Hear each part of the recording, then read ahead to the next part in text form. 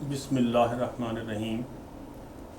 ناظرین اکرام، شعور T V کے اسٹوڈیو سے میں ہوں حکیم اکبر علی خان۔ جیسا کہ مختلف امراض کے سلسلے میں ہم مختلف ڈاکٹرز کے ذریعے آپ تک سوالات جانچنے کی پہنچانے کی کوشش کرتے ہیں۔ آج ہماری خوش قسمتی ہے کہ ہمارے ساتھ ایسے مہمان، ایسی شخصیت موجود ہے جو ہمیں بچوں میں دل کے امراض سے آگاہی کے لیے ہمارے ساتھ موجود ہے۔ جیسا کہ پہلے پروگرام میں ہم نے دیکھا تھا کہ بچوں کے دل کے امراض کے سلسلے میں کیا کچھ سامنے آتا ہے۔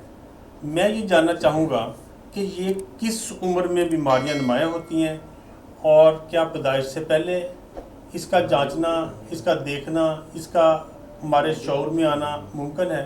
تو ہمارے ساتھ موجود ہیں ڈاکٹر امتیاز صاحب۔ وعلیکم السلام، کیسے ہیں آپ؟ ڈاکٹر صاحب، جیسا کہ پچھلے پروگرام میں یہ بات طے ہو گئی تھی، ہم نے مہمان شخصیت کے طور پہ جب آپ کو مدعو کیا تھا، یہ پروگرام آپ ہی سے ہوا تھا، تو اسی سلسلے میں کچھ سوالات اب ہیں کہ عمر کے کس حصے میں دل کی بیماریوں کو جانچا جا سکتا ہے، اور کیا ہمیں بچے کی بیماریوں کا، دل کی بیماریوں کا پیدائش سے پہلے علم ہو سکتا ہے؟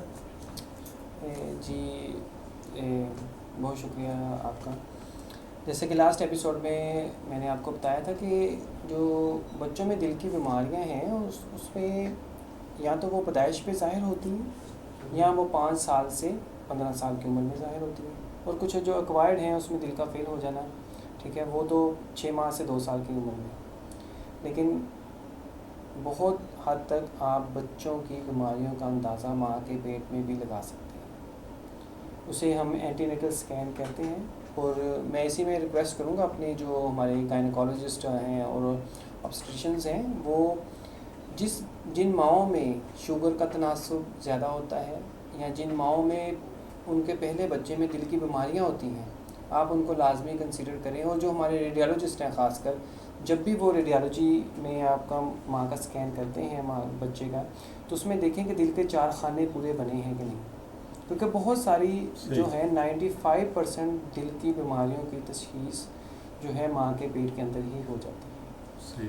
جو یہ تو ہمارا انڈر ڈیولپ کنٹری ہے، لیکن ڈیولپ کنٹریز میں تو انہوں نے یہ ان کا ہو گیا ہے کہ اینٹی نیٹل سکین جو ہے وہ مسٹ کراتے ہیں، جس میں آپ 95% تک جو ہے وہ دل کی بیماریاں تشخیص کر لیتے ہیں۔ ٹھیک ہے، اچھا، اسی سلسلے میں ہمیں یہ بھی بتائیے گا کہ ان بیماریوں کی وجوہات کیا ہے کہ ہم ان سے کچھ بچاؤ کر سکیں، کیا کوئی ایسا ممکن ہے؟ جی لازمی۔ دیکھیں، جیسا کہ ان بیماریوں کی سب سے جو ہے بڑی وجوہات جو ہیں وہ 80% تک تو وہ ایڈیوپیتھک ہیں، یعنی ان کی کوئی ریزن نہیں ہے۔ صحیح۔ جو 20% ہیں ان کو ہم کم بھی کر سکتے ہیں، اس کی وجہ سے جو دل کے مسائل ہیں ان کو بھی ہم اس پہ بھی قابو پا سکتے ہیں۔ جیسے ماں کو شوگر ہو جانا، شوگر کی وجہ سے دل کے مسئلے جو ہیں وہ بہت زیادہ ہوتے ہیں۔ دوسرا یہ ہے کہ ماں کی خوراک کا اچھا نہ ہونا، میل نیوٹریشن کی وجہ سے، کیونکہ پاکستان ہے تھرڈ ورلڈ کنٹریز میں ہم رہتے ہیں، تو اکثر آپ جب ہمارے پاس ہاسپٹلز میں مائیں آتی ہیں تو وہ بڑی 3rd ڈگری میل نیوٹریشن ان کو ہوتی ہے، کیونکہ اور ان کا جو گیپ پیریڈ ہے بچوں کے درمیان وہ بھی بہت کم ہوتا ہے، ٹھیک ہے، اس کی وجہ سے بھی جو بچوں کے دل کے مسائل ہیں وہ کافی جنم لیتے ہیں۔ اور تیسرا مسئلہ، اگر تو مائیں جو ہیں وہ مرگی کی دوائی لے رہی ہیں یا کوئی ڈپریشن کی دوائی لے رہی ہیں، اس کی وجہ سے بھی دل کی بیماریوں کا تناسب جو ہے وہ کافی زیادہ بڑھ گیا ہے۔ ڈاکٹر صاحب، کیا ماں کے جسم میں درد ہونا یا جوڑوں میں درد ہونا، جسم میں کھچاؤ ہونا، کیا یہ بھی بچوں کے دل کا مرض کا باعث بن سکتا ہے؟ نہیں، کیونکہ پریگنینسی جو ہے وہ آپ کو پتہ ہے کہ ایک سٹیج ہی ایسی ہے جس میں یہ ساری علامات جو ہیں وہ گاہے بگاہے ماؤں میں ہوتی ہیں، لیکن ان کا جو ہے تعلق وہ دل کی بیماریوں کے ساتھ نہیں ہے۔ دل کی بیماریوں سے بچاؤ ممکن ہے کہ ہم کوئی ایسا طریقہ کر سکیں کہ چلو کچھ کمی ہی لا سکیں؟ جی لازمی، جیسے کہ شوگر ہے، اگر ماں اپنی شوگر کنٹرول کر لیتی ہے تو اس کی وجہ سے جو پری ڈائبیٹک پلان ہے آپ کا، تو پریگنینسی سے پہلے ہی آپ کی شوگر ماں کی بہت زیادہ تھی تو آپ اس کو پلان کر کے چلتے ہیں، جی کہ ہم نے پریگنینسی ہونی ہے، اور اس کے بعد آپ شوگر کو کنٹرول کرتے ہیں، اس کی وجہ سے بھی بچاؤ ممکن ہے. ایک حمل کے دوران پہلے 3 مہینے میں بہت زیادہ بخار کا ہونا، جس کی وجہ سے وائرل انفیکشن یا دوسرے انفیکشن ہوتے ہیں، اس میں ایک روبیلا انفیکشن ہے جس کی وجہ سے بچوں میں دل کی جو ہے شریان ایک باہر کھلی جاتی ہے، اس کو بھی ہم روک سکتے ہیں.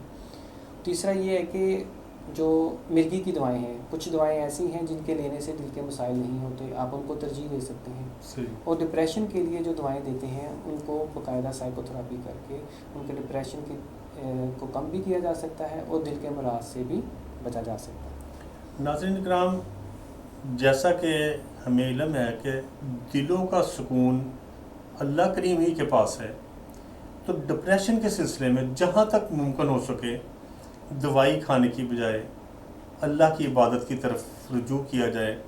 خاص طور پر الحمدللہ ہم مسلمان ہیں، ہمارے لیے تو یہ بڑی سعادت کی بات ہے. اس سلسلے میں پاکستان میں بچوں کے لیے کون سی ایسی بیماریاں ہیں جن کا مکمل علاج موجود ہے، اور کون سی ایسی بیماریاں ہیں جو ابھی تک پاکستان میں ان کا علاج ممکن نہیں ہے؟ الحمدللہ ابھی تو ماشاءاللہ ہم اس قابل ہو گئے ہیں کہ جو پاکستان میں ہر بیماری کا علاج ممکن ہے. ہم چونکہ لاہور سے ٹرین ہیں، اور الحمدللہ ہمارے پروفیسر صاحب ہیں ڈاکٹر مسعود صادق صاحب، یہ ان کی بڑی شفقت ہے، اور ہمارے جو دوسرے ہمارے پہلے پروفیسر ہیں پروفیسر ڈاکٹر اسکر بٹ صاحب، ان کی بڑی مہربانی کہ انہوں نے ہمیں اس قابل سمجھا اور ہمیں اس اسٹیج پہ لے کے آئے اور ہمیں موقع دیا کہ ہم کسی لوگوں کی خدمت کر سکیں. آج سے کچھ عرصہ پہلے جب دل کے انسٹیٹیوٹ نہیں تھے تو ادھر کافی مشکل تھا، تو لوگ جو صاحب حیثیت لوگ ہوتے تھے وہ بہت زیادہ انڈیا جاتے تھے علاج کے لیے، لیکن اب تو الحمدللہ ہمارے ملک میں ہی علاج ممکن ہے. اس میں جو ہے وہ دل کی بیماریوں میں جو ہے آلموسٹ جو ہے 95% جو علاج ہے وہ اس وقت پاکستان میں ممکن ہے.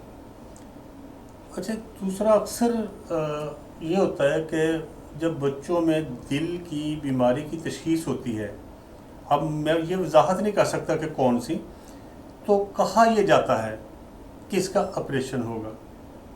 کیا دل کے زیادہ تر امراض میں ہم سرجری کی طرف جاتے ہیں یا بغیر سرجری کے علاج ممکن ہے؟ پہلے یہ سوچا جاتا تھا کہ بس بچے کو دل کا مسئلہ ہے تو اب اس کا جو علاج ہے وہ آپریشن ہی ہے اور شاید ہمارا بچہ نہ بچ سکے، لیکن سائنس نے اتنی ترقی کر لی ہے آپ کہ سرجری جو ہے وہ بہت کم ہو گئی ہے. سرجری ان حصوں میں ہی ممکن ہے جہاں پہ جو کارڈیالوجسٹ ہے وہ یہ سمجھتا ہے کہ اس کا علاج جو ہے اب سرجری ہے.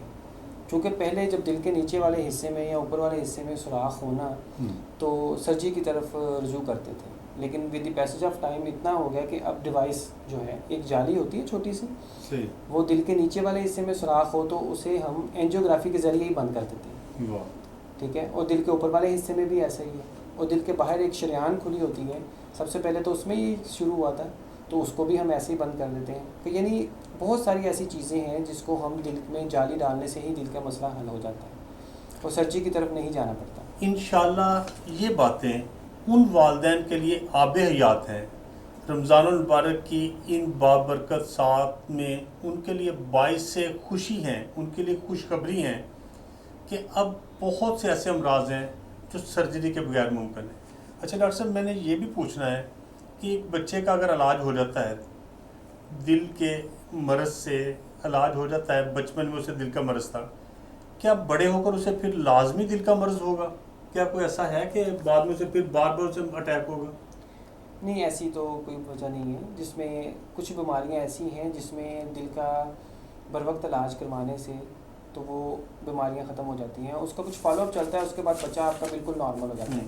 ٹھیک ہے، لیکن کچھ بیماریاں ایسی ہیں کہ جس میں آپ کی ویلو کی لیکیج یا ایکوائرڈ ہارٹ ڈیزیز، جیسے میں نے آپ کو بتایا تھا کہ 5 سے 15 سال کی عمر میں بچوں کو ہوتی ہیں، تو وہ ساری عمر چلتی ہیں. ٹھیک ہے، اس میں یہ ہے کہ بچوں کو کچھ ریسٹرکشنز ہوتی ہیں، لیکن دل کے جو مسئلہ ایک دفعہ آپ کا حل ہو جاتا ہے، اگر سراغ تھا یا باہر نالی تھی اس میں وہ چیز ڈل جاتی ہے اور وہ بہتر ہو جاتا ہے، تو اس کے بعد آپ کا بچہ ایک نارمل بچے کی طرح ہی پوری زندگی گزارتا ہے. تو یہ بڑی خوشی کی بات ہے ان والدین کے لیے جن کے والدین بچوں کو دل کا مسئلہ تھا اور وہ کافی پریشان بھی ہوتے ہیں. ٹھیک ہے، تو اگر ان کا مسئلہ اس ڈیوائس سے حل ہو جاتا ہے اور وہ ساری زندگی وہ اپنی نارمل گزارتے ہیں. اس سلسلے میں ڈاکٹر صاحب ہمیں یہ بھی آگاہی چاہیے کہ جب چیک اپ کے لیے پریگننسی کے دوران عورت ڈاکٹر کے پاس جاتی ہے، لیڈی ڈاکٹر کے پاس جاتی ہے، وہ کچھ میڈیسن ایڈوائز کرتی ہیں. ظاہر ہے وہ کیلشیم اور آئرن کی طرز پہ ہوں گی، کوئی ایسا ہوگا کہ ویکنیس کو دور کرنے کے لیے. ہمارے ہاں ابھی تک یہ ہے کہ اسے اگنور کیا جاتا ہے.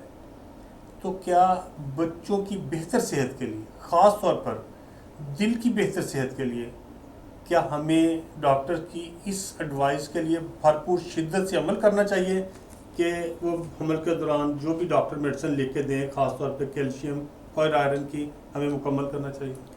جی ظاہری بات ہے. دیکھیں اگر کوئی گائنیکالوجی سمجھتی ہے کہ ایک ماں ہے جو اس کو نیوٹریشن سٹیٹس جو ہے وہ ٹھیک نہیں ہے، تو تبھی وہ ان کو یہ چیزیں ایڈوائز کر کے دیتی ہیں. اور پاکستان میں ویسے بھی آپ کو پتہ ہے کہ ہماری جو 90% سے ابو جو پاپولیشن ہے ان کا نیوٹریشن سٹیٹس اچھا نہیں ہے.